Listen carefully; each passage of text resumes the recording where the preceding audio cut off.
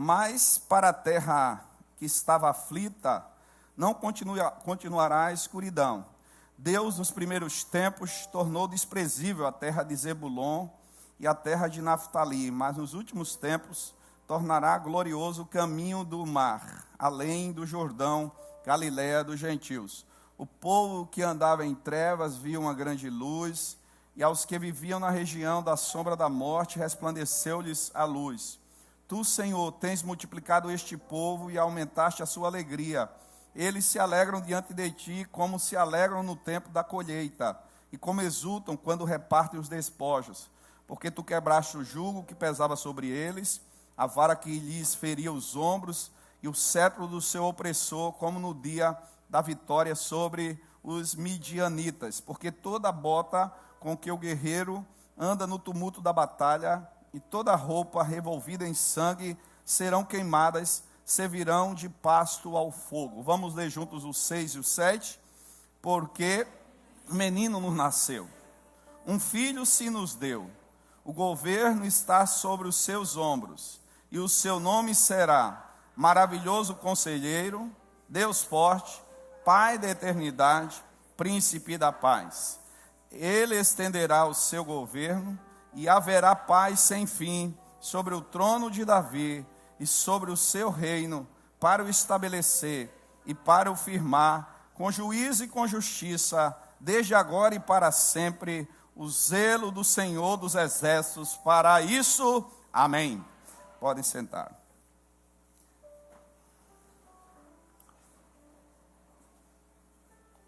Meus amados, falar em presente nos reporta sempre a memórias agradáveis. Quem gosta de receber presentes? E quem gosta de dar? Amém. Eu entendo que receber é maravilhoso, mas dar também é gracioso, é satisfatório. Entendendo que tão quão ou mais importante que o objeto, que o item com o qual você presenteia, o mais importante é a sua presença. Preste atenção nisso. Por que é que o dia de hoje, como é que se chama o dia de hoje? Presente. Ou seja, presente é uma dádiva, é realmente algo glorioso, por isso se chama de presente. Então, a presença é tão ou mais importante do que o presente objeto. E por isso que também a gente atribui à expressão presente também o aspecto exatamente daquilo que Deus tem feito conosco ao estar conosco, ao ser o nosso Emanuel, o Deus presente, o Deus conosco. Na linguagem de Jesus, estou com vocês todos os dias, até a consumação dos séculos. Então, nessa perspectiva, amados irmãos, de tantos presentes que nós poderíamos realmente receber, nós temos um precioso e um especial. Eu estava fazendo uma pesquisa sobre a origem de dar e receber presente, e não tem precisamente explicação, mas se diz, alguns, que remota aos tempos mais antigos, onde se ofereciam aos deuses, nos povos politeístas, presentes, se entregavam como fruto de gratidão pelas colheitas, pelas lavouras, o que certamente não é da nossa pertinência, embora tenha essa explicação, inclusive entre os gregos.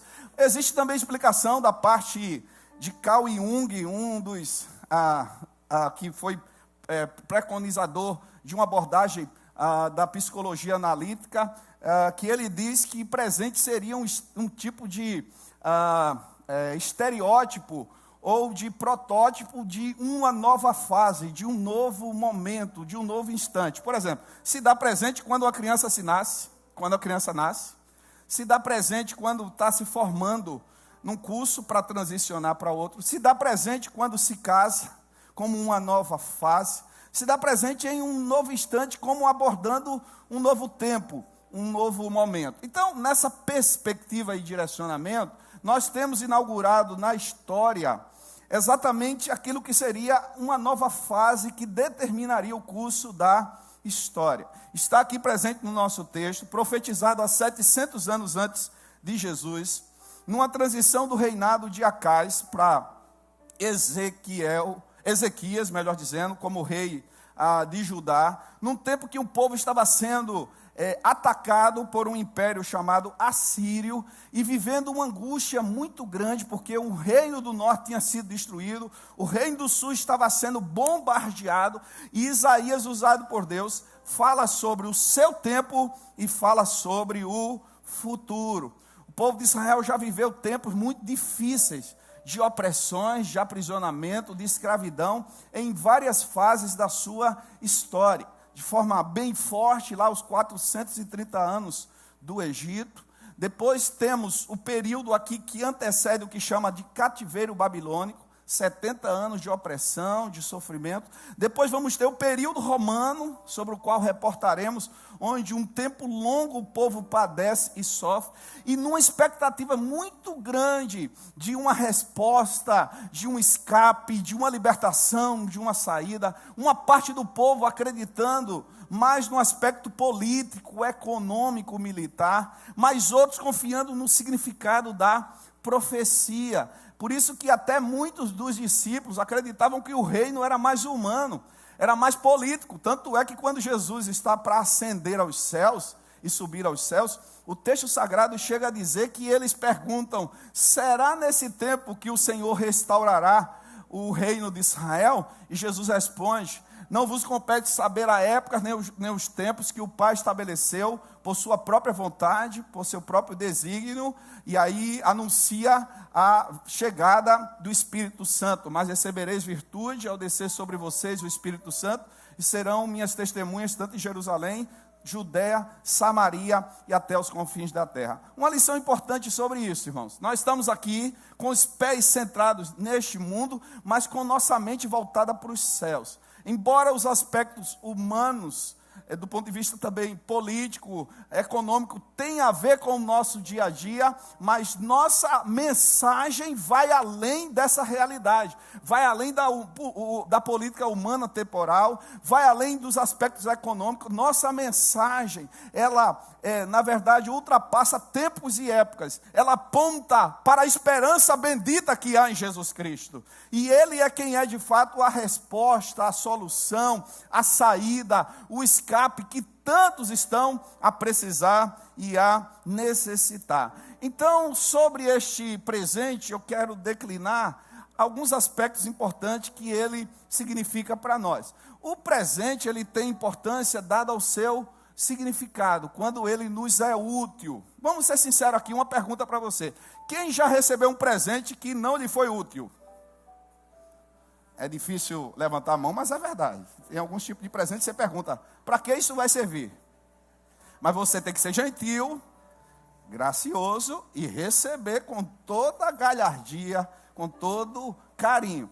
Mas tem alguns que não são tão úteis. Só que no nosso caso, o presente do qual nós estamos falando é mais do que necessário e útil. Sem ele, não haveria significado e sentido para a vida. Por isso que o primeiro destaque que eu quero fazer é que esse presente nos trouxe alegria. O presente glorioso que o Senhor nos dá, nos trouxe alegria. O texto começa dizendo que a terra estava aflita, em escuridão, nos tempos que Zebulon e Naftali, que ficavam na Galiléia, eram tidos como desprezíveis. Eis que além do Jordão, da Galiléia dos gentios, o verso 2 diz: o povo que andava em trevas viu uma grande luz. E os que viviam na região da sombra da morte, resplandeceu-lhe a luz. Quantas pessoas estão precisando entender essa mensagem como aquela terra da Galiléia e da Judéia estava precisando? Tanta gente em trevas, tanta gente iludida nas trevas da idolatria, dizendo que é religioso, mas vivendo idolatricamente. Só se pode adorar a Jesus, só se pode servir a Jesus, só existe alegria, redenção em Jesus. Por mais que nós respeitemos a fé de outros, mas não podemos dizer que sincretismo, que misticismo, que mistura de crença pode ser respaldada pelas Escrituras. Nesse sentido, a Escritura é exclusivista, é objetiva. Só existe alegria, só existe libertação, só existe luz na pessoa do Senhor Jesus. Ele é a luz do mundo, é Ele que dá libertação. Ele mesmo vai dizer: conhecereis a verdade, e a verdade vos libertará. Se, pois, o Filho vos libertar, verdadeiramente sereis livres. Só Ele, isto é exclusivo, Ele é o único caminho, verdade e vida. Só nele que é possível sair das trevas para a luz, das trevas do engano, das trevas da violência, das trevas da maldade, das trevas da ilusão de que se está curtindo a vida, mas está se gastando e se entregando a coisas que só trazem prejuízos para si e para os outros. Só Cristo é quem pode trazer a verdadeira alegria. Não uma alegria passageira, não uma alegria de um momento, de uma noite de bebida, não de uma noite de curtição louca, em vários aspectos, não uma alegria apenas de um instante, mas uma alegria perene, permanente, que se chama de uma felicidade sempre eterna. Quem tem essa alegria no seu coração e na sua vida? Se você está afirmando isso, preste atenção no que eu vou lhe dizer. Mesmo que você passe por momentos de tristezas, você não deixa de ser alegre.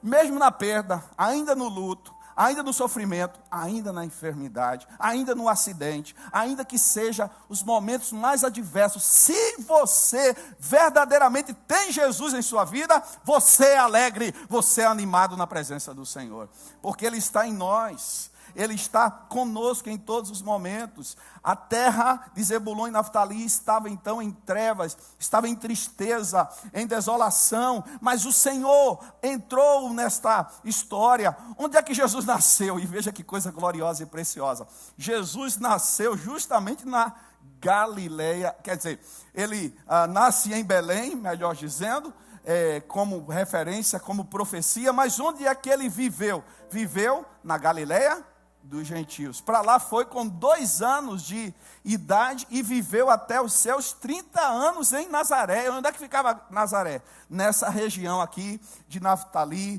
de Zebulon, de Caná e toda a adjacência. O próprio Filho de Deus, chamado de Nazareno, ele depois de ter nascido em Belém, ido para o Egito por causa da perseguição de Herodes, volta para viver 28 anos em Nazaré. Por isso que ele é chamado do Nazareno. Então veja que coisa impressionante da parte do Senhor Jesus. Traz agora novidade, traz esperança, traz luz, traz libertação para um momento tão difícil do povo. Eu pergunto, você que está aqui presente, como servo de Deus, tem vivido essa verdadeira alegria, essa luz, essa realização? Queridos, não sejamos cristãos nominais, apenas de um momento estando no culto. Sejamos cristãos que vivenciemos com Jesus essa experiência de proximidade, de entrega. Quem tem Jesus na vida, vibra com a experiência em Cristo, tem prazer na presença de Jesus, se alegra na comunhão com o Senhor, através da intimidade pela oração, pela palavra, quer buscar mais ao Senhor e quer falar de Jesus, quer testemunhar de Jesus. Um cristão que não tem prazer em testemunhar de Jesus, em compartilhar Jesus em tudo o que fizer, é preocupante. É realmente difícil entender se Jesus é o nosso principal, é o presente que mais nós necessitávamos e que mais precisávamos, tão abençoador para nós, se ele não for transmitido, se ele não for compartilhado. Anuncie mais Jesus através do seu relacionamento, fale mais de Jesus para quem lhe cerca, que os outros vejam Jesus em você, mas que você abra a boca para dizer quem é Jesus para você, o que Jesus significa para a sua vida, o que ele tem feito em você. O texto vai, portanto, nos dizer, verso 3, que o Senhor tinha multiplicado a alegria do povo, e eles se alegram diante de ti, como se alegram no tempo da colheita, e como exultam quando repartem os despojos. Ou seja, a colheita traz alegria. A alegria também de vencer uma batalha, uma guerra e repartir os despojos. 3 vezes a palavra aqui, alegria. Paulo vai usar muito fortemente essa palavra em Filipenses, em dizer, alegrem-se sempre no Senhor. Outra vez lhes digo, alegrem-se. Paulo vai dizer que a alegria é um dos gomos do fruto do Espírito. Então, não sei o que quer te abater, te desanimar, te deixar realmente angustiado, mas não deixe e não perca a segurança da alegria que há em Jesus na sua vida. Por isso que cantamos, sou feliz com Jesus, meu Senhor. Seja o que for, seja a circunstância que venha, felicidade nós temos no Senhor para sempre. O segundo destaque sobre esse presente é que esse presente nos traz esperança. E como nós estamos precisando de esperança nos dias que nós vivenciamos. Então, o presente, além de ser útil, o presente precisa ser funcional. Quando é que um presente é funcional? Quando você pode utilizar com grande alegria. E a gente que presenteia, quando vê alguém usando o presente que a gente dá, é uma felicidade, não é não? Você gosta de ver a pessoa usando o presente que você deu para ela? De vez em quando alguém diz assim, essa camisa, pastor, é bonita. Eu digo, estou entendendo mais ou menos, não é? Me liguei, porque às vezes a gente recebe algum presente, eu não sei de quem é, mas quando a pessoa diz, eu digo, maravilha. Está sendo útil, está sendo abençoador. Ou seja, o presente funcional. Jesus funciona na sua vida? No dia a dia, em todos os nossos passos, nos momentos mais adversos. Ele é mais do que funcional, mais do que atuante. Ele é quem direciona nossos passos, nos livra dos males. Ele é a esperança para a nossa vida. Lembremos de que quando ele nasceu, o povo estava dominado pelo Império Romano, desanimado, escravizado. Mas havia muita gente esperando em Cristo, em Deus, a bendita esperança do Messias. E eu faço destaque brevemente para as pessoas de Simeão e de Ana, conforme em Lucas capítulo 2. Simeão tinha recebido uma promessa que não morreria sem que antes visse em sua presença diante dele a esperança de Israel. E quando Maria e José vão apresentar Jesus no 8º dia para ser exatamente circuncidado e oferecido como era realmente prescrito pela lei, ele ergue Jesus e diz como agradecia a Deus por estar vendo em seus braços ali a esperança de Israel se cumprindo, e usa uma expressão, agora pode levar em paz o teu servo, ó Senhor. E aplica uma mensagem muito direcionada para o futuro. Ele levantaria pessoas, derrubaria outros, serviria para redenção de tantos e para condenação de outros. E diz para Maria, uma espada traspassará tua própria alma, apontando para o tipo de morte com o qual o Filho de Deus haveria de morrer. Preste atenção nessa palavra ao seu coração. Você tem Cristo em sua vida, portanto você tem esperança que não finda, que não acaba nunca. O ditado popular diz que a esperança é a última que morre. Mas a nossa esperança venceu a morte e vive para todo sempre. Colocou o dedo na cara da morte e disse, onde está a morte, o teu aguilhão? Onde está o inferno, a tua vitória? E Paulo completa dizendo, graças a Deus que nos dá vitória por Jesus Cristo, nosso Senhor. Essa esperança é viva, não é um conceito, nem uma ideologia, é uma pessoa. Jesus, a esperança da glória, que está em nós, que está presente. O que é que quer te trazer de desânimo, abatimento, tirar a tua segurança? Em Cristo renove a sua esperança. E aqui eu vou falar com toda a seriedade da Escritura. Eu creio que como aconteceu com Ana, como aconteceu com Simeão, melhor dizendo, acontecerá com sua vida. Você não morrerá sem que antes, além da salvação em Cristo na sua vida, você veja o cumprimento de muitas das promessas que Deus já fez para você. A Bíblia está repleta de promessas. Lá em Romanos capítulo 15, vai nos dizer que tão certo é a convicção de que as promessas que Ele nos fez se cumprirão em bendita esperança que há nele. Portanto, eu creio que você ainda vai poder dizer como Simeão, Senhor, meus olhos contemplam diante de mim a bendita esperança se cumprindo. Pode ser ela a salvação do seu filho, o retorno de um parente seu à presença do Senhor, a salvação do seu esposo, a solução de alguma situação. Creia nessa esperança bendita que há em Jesus. Ana também. Ana casou, ficou casada por 7 anos e ficou viúva depois daí. Uma mulher que se consagrou a Deus e com 84 anos ela se alegra em ver o cumprimento de Deus na sua vida. Não há idade tardia para ver o que Deus tem a cumprir em nossas vidas. Mesmo que a promessa pareça tardia, aquele que prometeu há de cumprir o que falou. Então, seja o tempo que for, seja a idade que for, o Senhor zela, o Senhor honra, o Senhor cumpre. Então, o texto nos diz assim, a partir do verso de número 5, porque toda bota com que o guerreiro anda no tumulto da batalha, e toda roupa envolvida em sangue, serão queimadas, servirão ao pasto como fogo, e transiciona para o último destaque que eu quero fazer. A esperança, o presente que é Jesus, além de nos trazer alegria e esperança, ele também nos traz a paz perene, a paz eterna. Este presente nos traz paz. Por exemplo, nós podemos destacar, meus amados irmãos, que esse presente, ele é imerecido, embora todo presente é imerecido. Mesmo que a gente diz assim, fulano merece, fulano é digno, mas isso é força de expressão, não teríamos dignidade nem merecimento. O presente merecido, glorioso que nós recebemos, favor imerecido, graça, sem que nós tivéssemos nenhum mérito, chama-se Jesus em nossas vidas. E esse presente requereu a própria vida dele, a própria entrega dele. O próprio Deus doou o seu Filho para que todo aquele que nele crer não pereça, mas tenha a vida eterna. E esse presente não tem particularidade de acepção. Ele foi dado a todos, em todos os tempos, em todas as nações, em todos os períodos, para que todo aquele que nele crê tenha a vida eterna. Por isso que nós lemos lá em Apocalipse capítulo 5, os últimos versos do texto de Apocalipse, algo glorioso sobre esse presente ao nosso coração. Nos diz assim o apóstolo Paulo, registrando da parte do Senhor sobre este presente, nos versos de número 12 e 13.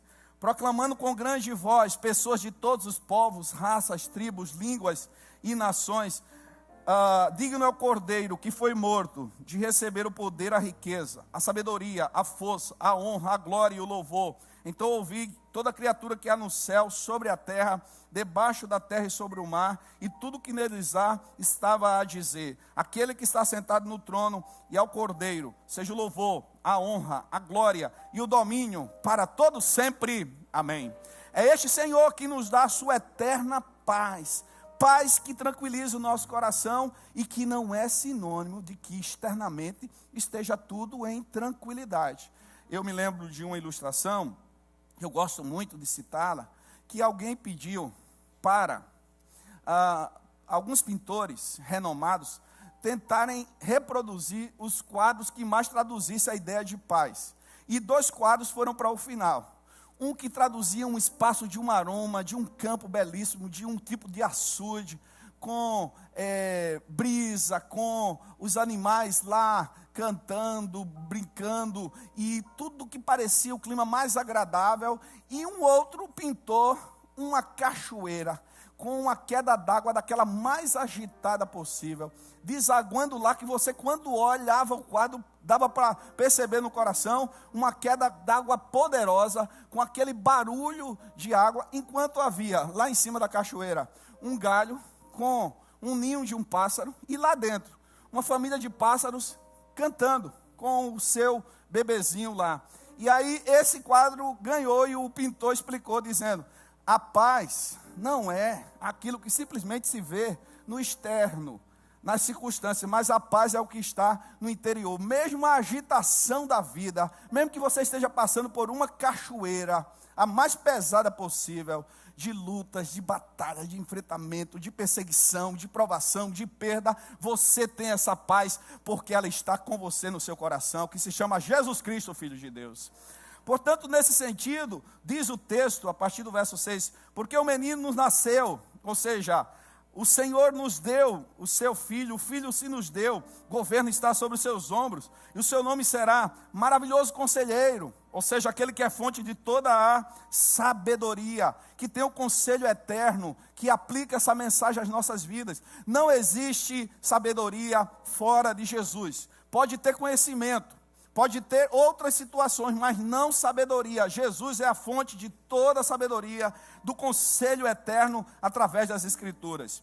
Deus forte significa que nada é demasiadamente difícil para Ele. Ele pode todas as coisas, não há impossíveis para o Senhor. Ele pode salvar o perdido, libertar o cativo, curar o enfermo, fazer com que o triste seja consolado, levanta o abatido. Ele pode fazer tudo para quem acreditar no seu poder. Ele é o Deus forte, todo-poderoso acima de tudo. Ele também é o Pai da eternidade. Ele não foi criado, Ele é criador. Ele não existe Ele na verdade é o Pai da eternidade. Antes de tudo, ele já era e já tinha, portanto, o seu propósito de formar todas as coisas.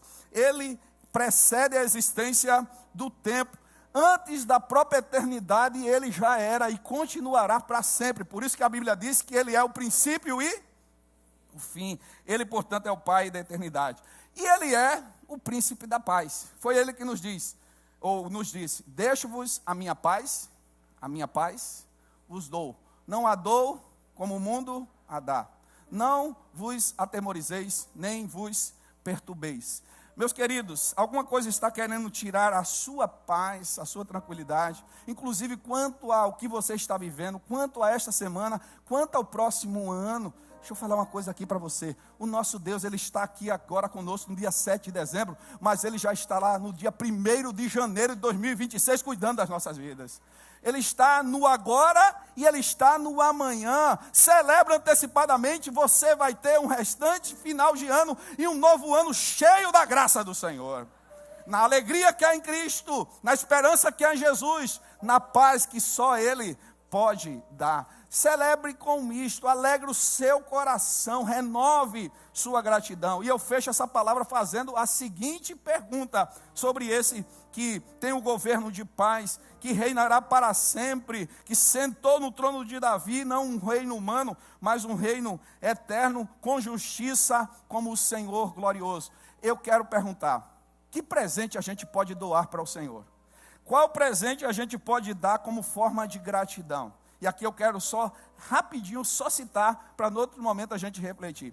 Primeiro presente, sua própria vida, sua própria existência. Entregue tudo o que há em você. Se você colocar o Senhor como principal, você não vai ter dificuldade de entregar seus dons, sua agenda, seu talento, aquilo que é da parte do Senhor, quanto à fidelidade quanto às finanças, dízimos diante do Senhor. Entregue o seu melhor diante de Deus, porque Ele tem lhe dado tudo o que é de melhor. Lembre, Deus já nos deu Jesus, que é o excelente dele. O que Ele faz depois é complemento do principal. Se Ele nos deu Jesus, as outras coisas Ele nos dá juntamente com Jesus. Confie nisso e vivencie esses presentes. Lembremos 3 presentes gloriosos que o Senhor Jesus nos dá. O presente que nos traz a alegria. O presente que nos traz a esperança. E o presente que nos traz a paz. Que você possa viver esse presente por todos os dias da sua vida, nesse restante ano e no próximo ano. No nome de Jesus, amém.